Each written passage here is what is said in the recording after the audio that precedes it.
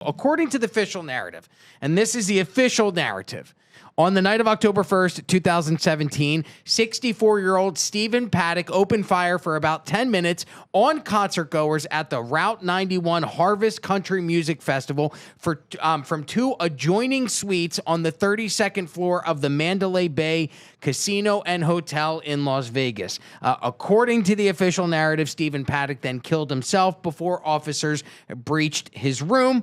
The attack remains one of the deadliest mass shootings in United States history. 60 victims, 58 died prior to 2020. However, 2 have since died after 2020, later succumbing to their injuries.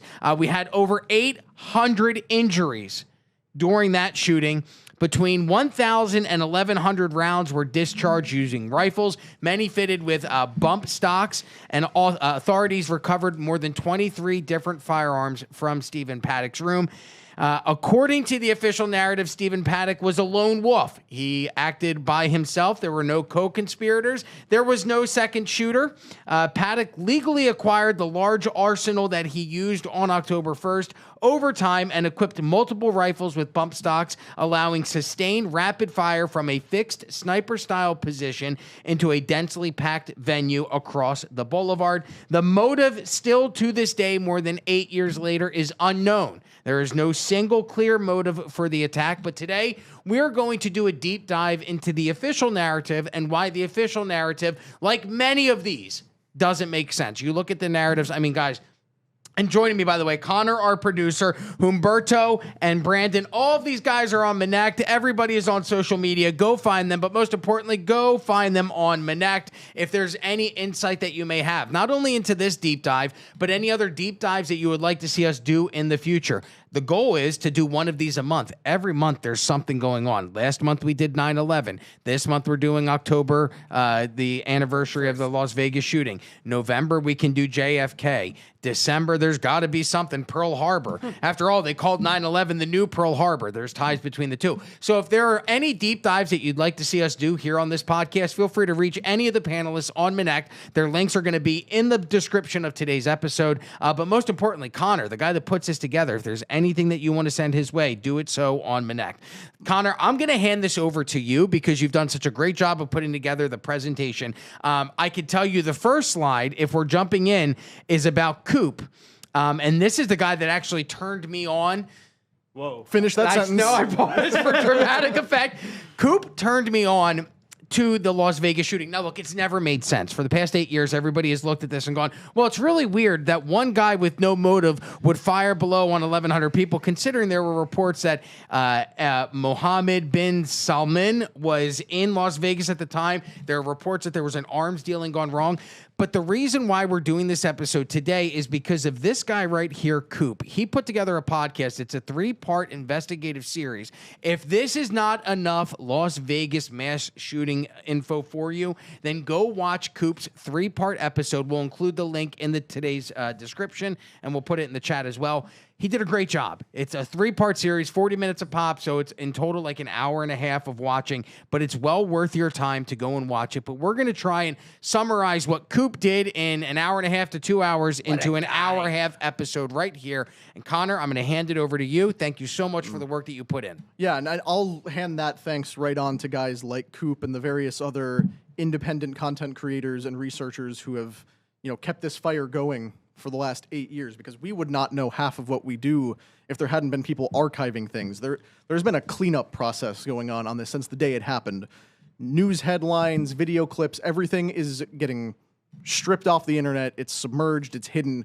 But guys like Coop and other people like him who do that kind of work are unsung heroes of the independent media space. So hats off to him and the other guys like him who contributed to this process. And it's the beauty of the internet and YouTube and social media that we can even do this. One of the things I say to people on Manect all the time, I come from a background of radio. I did 20 years on the radio. In radio, you had regional reach. You were in the biggest city and you broadcasted the surrounding towns. If you were lucky, which I was lucky enough to be part of several syndicated nationally radio shows, you would be in a few markets, but not everywhere. But with the advent of the internet, with YouTube, with social media, we now have a global global, worldwide reach. And what that opens up is the opportunity for other investigative journalists to do deep dives on their own time with their own money for as long as they want, go down as many rabbit holes. Maybe they'll come to, hey, you know what? The official narrative is what they told us, and that is actually what actually happened here.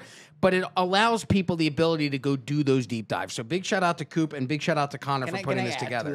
Absolutely. Like, this kid came out of nowhere. Brandon and I were watching together. We're like, oh my God, can you believe this? Like, I've seen documentaries, like big, full feature funded documentaries by big organizations, and they don't even get close. This kid can put a story together. Yeah, he's got a talent. He started off with Epstein. He did the best Zorro Ranch episode I've seen. 1000%. Yeah, all kinds of stuff from Zorro Ranch never heard of. And he did some stuff on the Charlie Kirk situation, like right off the bat, which was really good. So, yeah. And especially when a channel of his size, it's grown now, but when I was watching the first videos on the Las Vegas shooting, he only had 100,000 subscribers. The videos were only getting 40 to 50,000 views. You're not able to monetize that. So in order for this guy to do it, he's not only sacrificing his time, but he's also sacrificing the ability to make money by putting this content out. Now the channel's growing. He's monetizing a little bit more. But this is a passion project. This isn't something he was doing for money. So again, shout out to him. It sounds like the Cooper blowing show. We're all going to let me show you something quick. He deserves it. Look at this. August 12th from Pat. So this is worth watching. Coop. Oh, that's so cool. Before Pat we even knew text about you? him. I Yeah. can't. I'm the executive producer. All right, but yeah, so So it's a shout out. Like before we even knew about him, Pat. Like I guess technically Pat was the first one to stumble upon him. yeah, but it's really well done. So go watch that. But turn it over, Connor. Go ahead. Let's get started on October 1st and the surrounding dates and what happened. So, like you set up for us, we're going to start by revisiting the official narrative and what we have documented that they want us to know. So, like you said, October 1st at the Mandalay Bay Hotel and Casino, which is overlooking the Route 91 Harvest Festival. Jason Aldean is on stage performing a song, and shots start ringing out, allegedly from the 32nd floor of the hotel down into the gathered people below. We have some clips of that we'll go ahead and play, so you can see exactly what it was like in the moments when that chaos broke out.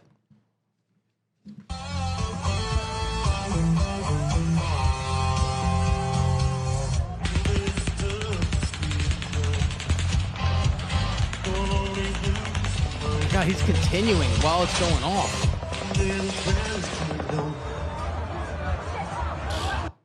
That's crazy. I've never seen that video before. That's insane. So you can see the show was going on in full swing, and it was so loud most people couldn't even hear the shots, or they assumed it was pyrotechnics or just stuff in the area. Nobody was assuming that they were under fire until people started dropping, bullets started bouncing off of screens and tech equipment. In fact, Jason Aldean, in an interview with Tucker Carlson just a few months ago, I think, talked about how his bass player took a bullet in the guitar he was holding, which is weird, and we'll get into some of that. Because perfect. The angle. Yeah, because the angle of that shot doesn't make any sense for it to have come from the hotel, because the hotel was slightly back and to the left. No, it was slightly to the side. So a front-on shot into the guitar doesn't line up. But we have a few more clips of what it looked like when all the chaos broke out here. Just following the timeline, were you going to bring up the girl who was warning people? Yes, we'll get into some of that. This is what we officially know. So that started at what time that evening? Does it say here? The that's shots 9:50 before 9:59, because that's when Jesus Campos goes up to the bedroom. Yes.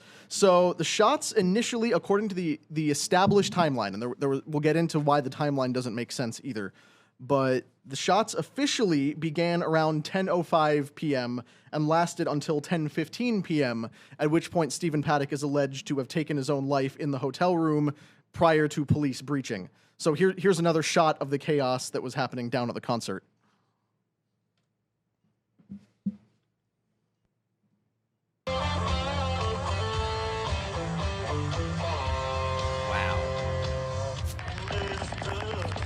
You see the Mandalay Bay from... So it's to the right in this video. Wow, nobody's running. It's got to be like a shock. People still haven't quite figured... And you can see this far back in the crowd. That's the Mandalay Bay right there. So they're still Is it shots? Is it not shots? Well, it stops. I thought it was continuous and continued throughout. Picks back up, right? There were several distinct bursts of sustained high rates of fire. But you can hear people screaming as they run here. Now, does he fire again? Yes. Okay. Yeah, because that didn't sound like 1,000 rounds No. just there. I counted 77. And there, Oh, okay, here it goes yep, again. there's more. You see now they're camera swiping the Mandalay Bay as they're running.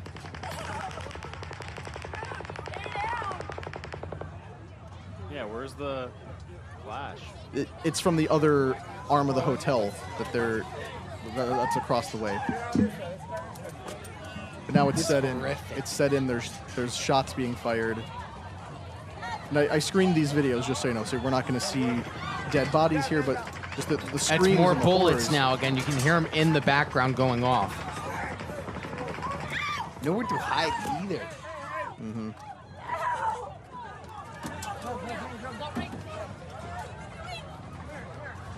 So we can go ahead and cut that. I think we've got the point here. But you see, it was truly horrific.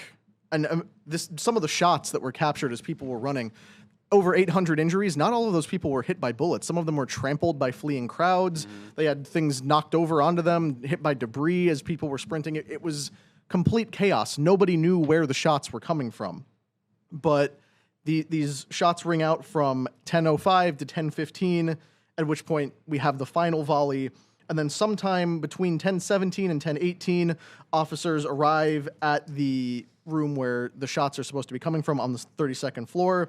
The SWAT team breaches quite a bit later. It was almost an hour later, according to some of the timelines, that they fully breached the door, even though the shots had stopped. Yeah. And this is what we will continue discussing here. But they identified the suspect very quickly as Stephen Craig Paddock, and they said he acted alone. He went up to that room with dozens of firearms and thousands of rounds of ammunition over the course of a week, prepared for the shooting, eventually busted out the hurricane-proof windows with a hammer somehow, leaving no trace of the glass on the ground below, which doesn't, again, quite add up, and then stuck the barrel of the guns out the door, or out the window, and opened fire. And that is as much as we know. That is where things have been left. Now, what do you make of, and then tell me if you can get into this, but all the different identifying factors of what Stephen Pack looked like and what the corpse looked like, as far as like his eyes were blue in real life, the corpse's eyes were brown. He had the earlobes that were Attached. the attached earlobes. The corpse had that. He did not have that. Then the corpse was 6'1", he was 6'4". So I mean, And also the fact that there are apparently two distinct pools of blood beneath the head of the corpse. One that was slightly dried and crusted by the time the officer showed up, and one that seemed fresh. Almost as if this guy had killed himself at a different time prior to the breach and prior to the shooting. But these are CCTV cameras that were captured. I believe Paddock was at the hotel. Yeah, he checked in between September 25th and September 28th is when he was registering and arriving at the hotel. Now, He was bringing all these bags up in multiple trips. He would go back to his house, which was just outside Vegas, come back with more bags. Sometimes he would get help from bellhop. Sometimes he'd bring them up himself. But allegedly, all of those suitcases are filled with packed firearms and military-grade ammo cases. Now, I'm not a bellhop by any means, but I would assume when you're used to dealing in luggage time after time after time, it's your job. 40 hours a week, you are dealing with people's luggage. I would assume that there'd be a difference in the luggage of somebody that's carrying clothes and the luggage of someone that's carrying firearms, specifically the weight, the sound. I was gonna say right, that. like wouldn't the guns bang against Like, each other in the bags Brandon, as you're moving them? Have you guys ever carried like a firearm, Yeah. bag or a duffel bag? Over with firearm? 5,000 rounds of ammunition in metal containers Like even will push- clank and rattle like Yeah. your pockets are full of loose change. And Rob, Yeah. even pushing the trolley will be difficult. Like I mean, a small duffel bag of ammo and guns when you go to the range. Yeah. Like it's probably like 60, 70 pounds. A small duffel bag. Now, to be fair, general rule of thumb I've gathered from the hotel industry is you don't ask too many questions about the people staying there. And in Vegas, Especially I'm sure if that you're goes a high double. roller. Yeah. 'cause Yeah. According to reports, he was a high roller. The room was comped. Yes. So, okay, I could see why maybe you're not asking too many questions, but after the 5th duffel bag of things clanking together, you don't go to somebody and go, hey, that's weird. The guy that's always here by himself, that's got a 32-floor room that's overlooking the music festival, seems to be bringing up an excess amount of bags to his room for one guy. Yeah. Like, when you guys go away, when I travel, I'm one suitcase. I could be gone for a week. It's one suitcase. That's all I need. If I have to upgrade to a suitcase from a backpack, I'm unhappy. But So, I mean, it's just there's so many weird questions that weren't asked ahead of the shooting that maybe could have either defeated this narrative that they put out or could have prevented the shooting if Stephen and Paddock did it. he had, I believe, by most counts, almost 18 to 20 bags that he brought up. Yeah, nothing weird about that. A single man by himself with 18 different bags of luggage. Either with bellhop's assistance on carts or bringing them up by himself. He was moving things in and out of this room for over a week.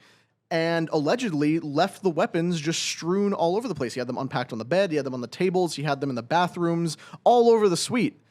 So you're telling me no housekeepers went into this room for an entire week? And of course you can put the do not disturb thing on there, but you would assume after a certain amount of time, your high rollers, you would have a housekeeping call, room service, somebody would spot him opening the door and see something on the bed. Nobody reported any of this. And before we get into, like the actual narrative, like this guy, his name is Daniel Nass. He did like a whole graph of how much was reported on this, on the official narrative.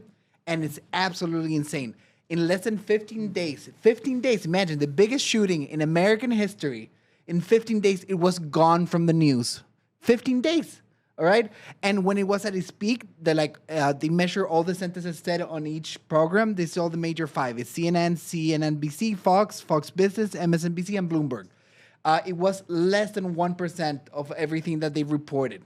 Like, can you imagine that? Like, there's still shootings that we're talking about 6 months later, like minor ones. Like, everyone is a tragedy. But, like, they deleted this off the news cycle in less than 15 days. No, I remember. Okay, so Columbine, I'm dating myself as to how old I am, but when Columbine happened, I was in 7th grade, and all I remember, there's a few moments in life where you're like, wow, it dominated the news cycle, right? For me, it was Princess Diana dying. I remember nonstop coverage of that. I remember my mom waking up to watch her funeral because like the Today Show covered it at like 4 a.m. because they were doing it in the United Kingdom. I remember 9/11 where the news cycle just became 9/11 for weeks. They were just showing it over and over and over again. Columbine was a similar situation. Every news platform covered that story for weeks. Now, that was one of the first major mass shootings in America at a school. They had happened before, but not to that level. But I've never seen a shooting to this level, this capacity. Something like this is a plot out of a movie. And for the mainstream media to move on after 2 weeks of news coverage is so odd considering what are they known for? If it bleeds, it leads. That's the number one. So they love stuff like this. Why would they turn a blind eye to it and ignore it? And we keep saying, this was the worst mass shooting in United States history. Not only that, it was the second biggest mass casualty event in United States history, second only to 9/11. So this tops all tragedies like this, like accidents, plane accidents, Oklahoma City, mass casualty in terms of like bombings, shootings, terrorist acts. And it never gets reverenced either. Everybody says like, "Oh, this is the next 9/11. This is the next Pearl Harbor," but like nobody ever says like, "Oh, this is like the Vegas thing." Yeah, and you would assume that a media that is obsessed with gun control, white violence, right-wing attackers, the narratives they try to push. This fits all of them. This would Angry white loner with a bump stock on his gun shooting from a casino that drove him mad because of the money he lost. It fits every narrative that they could put. And what came of this? We'll touch on a little bit of that later. But the only lasting effect this had was the bump stock ban. That is being that was overturned. Yeah, it was just overturned. earlier, end of last year, I think, right? Yep. Yeah. So what was the goal? You couldn't even call this a false flag because it didn't accomplish anything. They stopped talking about it as soon as they possibly could. Or did it? Precisely. That's if that was where we're going to leave it, we could just end the show here. Or did it? And that's the official narrative. We believe it. We're good to go. So here's a diagram of how this thing played out. The Mandalay Bay Hotel, I'll put my cursor right over where his room was. It's right about there. He was on the corner of the building. This is the festival ground, and I believe that is where the stage was set up. Got it. So he's shooting from this corner down into the crowd. For a bass player on the stage here to take a bullet from straight on in front of him would imply that the shots are coming from somewhere other than this hotel. You see, the angle is very weird. And with how far away it is, there's no guarantee you're even going to be able to hit anything at that range. I believe it's over 1,000 yards away. Like, that's some pretty significant range. Now, I don't know for something much like about this. guns. I never fired one myself, to be honest with you. But would it be possible that the bullet could ricochet off of something and then lodge inside of a bass guitar? Is there any possibility yes, that could happen? there is that possibility. Because especially at this range with or weapons that are firing like automatic weapons, you're not guaranteed to. You're not up there picking your targets. You're not aiming at individual people. You're you're firing indiscriminately. So the best explanation for how some people got these odd bullet entry trajectories was ricochets or bullets hitting things or puncturing people and then making those turns. Bullets do ricochet, and then it's a numbers thing. Like for every bullet, it's an instance. If you shoot 1,000 bullets, there's more chances of bullets ricocheting off things and going weird trajectories. And a good map that you brought, so people can visualize how far this is. Yeah, because prior to watching Coop, I saw Coop put up a map of something similar to this. Prior to that, I was always under the assumption that the stage was facing the other way because the guy was shooting down. Because I've always heard the story about the bass guitar being hit, but I always assumed the stage was facing the opposite way, not actually having its back towards the Mandalay Bay, which, again, the physics or the logistics of it actually going into the bass guitar, that's hard. And you can to see in those imagine. videos we played, there's people filming the stage, the shots break out, the camera pans up and to the right of the stage, which is where the hotel was. So that angle is a bit odd. But like I said, they concluded the investigation in 2018. They said, case closed. We're done looking into this. We're done asking questions. Stephen Paddock acted alone, had nothing that inspired him to do it. He just did it. Didn't leave a note, didn't leave a video, no notes, nothing. And no further questions need to be asked. And that site has been turned into a parking lot. Yeah. And here's a few photos of the guns he left strewn around. They're mostly either AR-15s, AR-10s, AK-47s. The AR-15s, most of them fitted with bump stocks. There's about 25 that they found, but you can see it's absolute chaos up there. But all these are the crime scene photos taken after the police have breached and done a full sweep of the building. So if you like this clip, click right here. And if you want to see more like it, click right here. Stay angry, Patriots.